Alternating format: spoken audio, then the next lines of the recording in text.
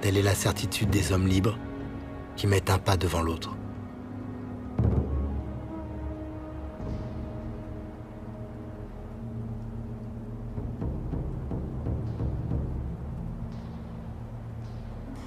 Mes pas m'ont conduit dans le Tassili Nadjer, un plateau de grès à plus de 1000 mètres d'altitude, entièrement sculpté, tailladé. Pendant des millions d'années, son sol a été raviné par les eaux. Puis, avec la sécheresse, ce fut au tour du vent d'user et de polir ses roches.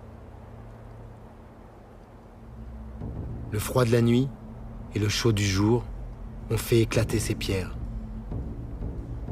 Seul, dans cette immensité, j'ai vu la terre se transformer.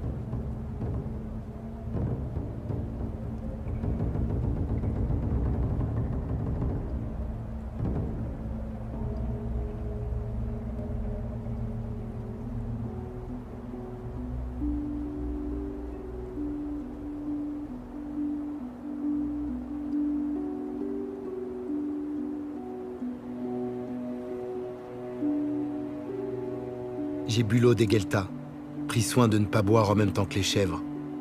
Je voulais goûter cette vie si loin d'Alger, dans ce pays si grand qu'il semble un continent. En fait de chèvres, on croise de rares mouflons tant le relief est escarpé. À l'aube et au crépuscule, cet animal cherche l'eau et des plantes pour se nourrir. C'est près des Gueltas, ces réservoirs d'eau naturelle dans la roche, qu'il risque le plus d'être victime d'un homme. L'espèce est menacée et vit réfugiée dans ces régions.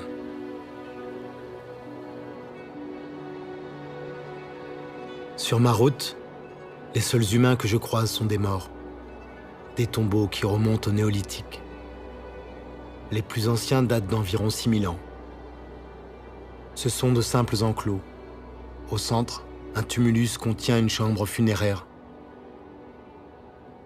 Seuls les hommes y sont enterrés, couchés sur le côté, la tête vers l'Orient.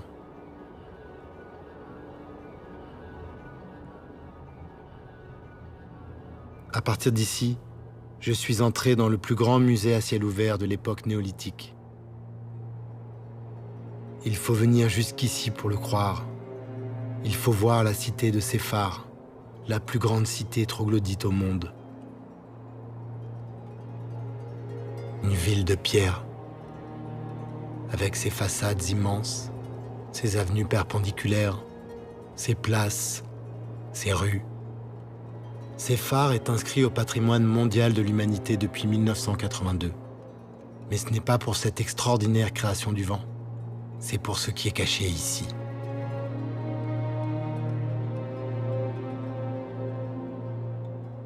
« 15 000 dessins et peintures rupestres ornent les murs de cette monumentale cité naturelle. Séphar du Tassili Nadjer est un des plus vastes ensembles d'art rupestre préhistorique au monde.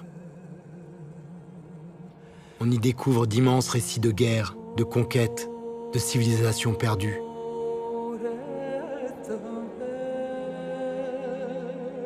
On découvre aussi combien ce désert n'a pas toujours été aride. C'était une savane, un monde peuplé de girafes, de buffles ou de rhinocéros.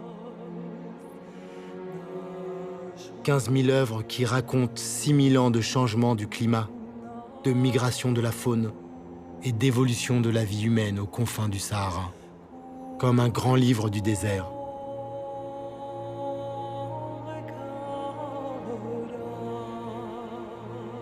Et comme souvent, un livre qui contient des mystères, à commencer par celui de ces êtres étranges qui apparaissent dans certains dessins et dont les formes n'indiquent ni un animal, ni vraiment un humain.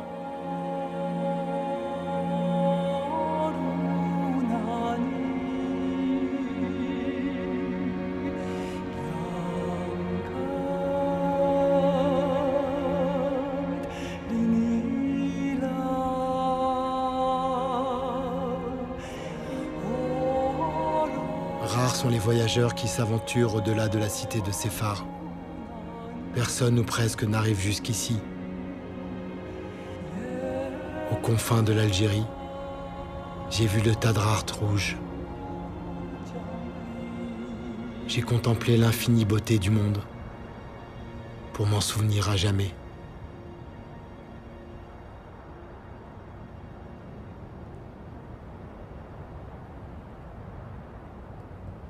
Puis je me suis agenouillé et j'ai fermé les yeux.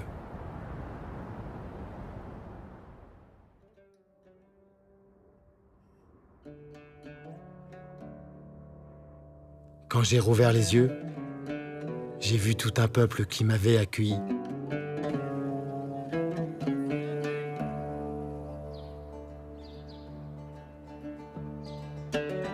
J'emporte dans ma mémoire tous ces visages, tous ces regards.